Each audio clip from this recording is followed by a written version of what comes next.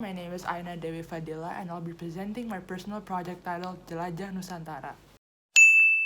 The goal of my project is to promote Indonesian cultural diversity to children of Indonesia, especially children of Jakarta and Cikal students, for them to preserve their culture. Since music has always been my interest, I decided to make an extended play or an EP about Indonesian cultural diversity to fulfill my project goal. The global context that I chose for this project is personal and cultural expression because throughout the project I used my creativity and I explored different techniques of creating music to successfully portray the beauty and diversity of Indonesia to my intended audience. Throughout the project, I had different meetings with different experts in their respective subjects. My music teacher, Pa Arif, I learned about music composition with him, and Nino Aditya, who is also my music teacher, I learned about digital music production with him. And my cousin, who is a music engineer, Giaza Giadi, he provided me a professional recording studio to record the songs for my EP. Other than my experts, I also did secondary research, which I found various websites that talks about how to create an EP and the music industry in the century. And I also found a website that talks about how to promote your songs on social media platforms. During the planning phase, the first thing I did is making the criteria of success. And the criteria of success is basically a table where I fill all of the things I wish to achieve for my project.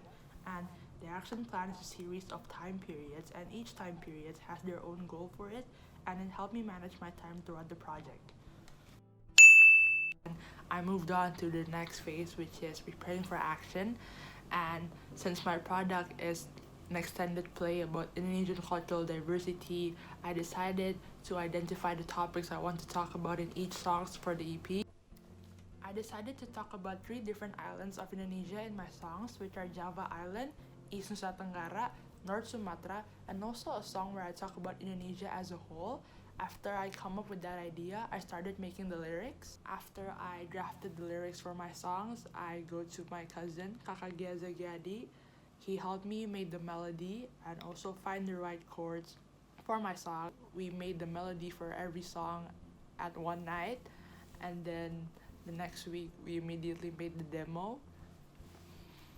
After the demo, I moved on to the recording session. After the recording session, I moved to the mixing process of my songs with my expert, who is my music teacher, Panino Aditya.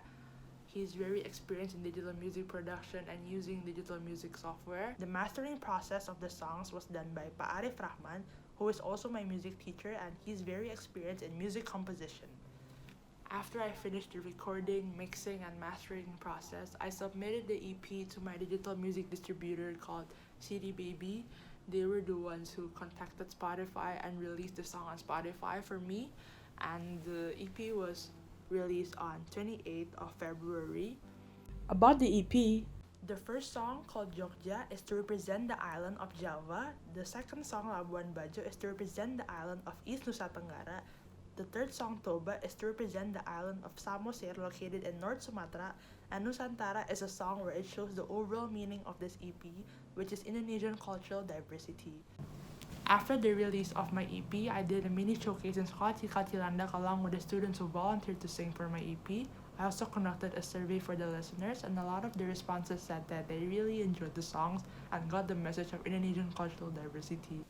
Reflecting on the IB learner profile, I have grown to become a much more open-minded, reflective, and communicative learner and person.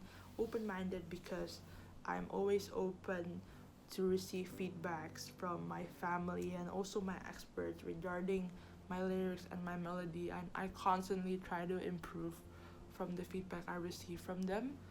Communicative because throughout the project I was the one who contacted all my experts, the students, and the distributor. I did it all on my own, so I've definitely learned to become much more communicative and knows the way to communicate properly.